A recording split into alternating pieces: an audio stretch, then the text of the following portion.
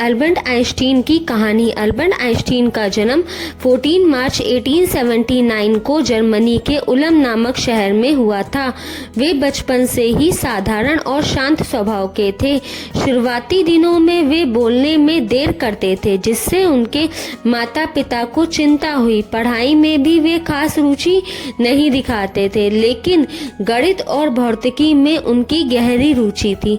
Einstein ने Switzerland के Zurich polytechnic से शिक्षा प्राप्त की। पढ़ाई पूरी करने के बाद उन्होंने एक पेटेंट ऑफिस में काम किया, जहां उन्होंने अपने खाली समय में वैज्ञानिक सिद्धांतों का शोधन करना शुरू किया।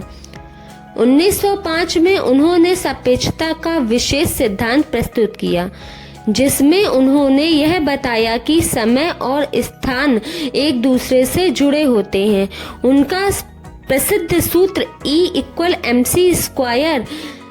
इसी सिद्धांत का हिस्सा है, जिसमें ऊर्जा E, द्रव्यमान m, प्रकाश की गति c के बीच संबंध बताया गया है। उनका यह कार्य विज्ञान की दुनिया में क्रांति ले आया। 1921 में उन्हें नोबेल पुरस्कार मिला, लेकिन यह पुरस्कार उन्हें सापेक्षता के सिद्धांत के लिए नहीं, बल्कि फोटो इलेक्ट्रॉनिक इफेक्ट के सिद्धांत के लिए दिया गया, जो आधुनिक क्वांटम भौतिकी की नींव बना। 1933 में वे जर्मनी छोड़कर अमेरिका चले गए, क्योंकि हिटलर के शासनकाल में यहूदियों का अत्याचार बढ़ गया था।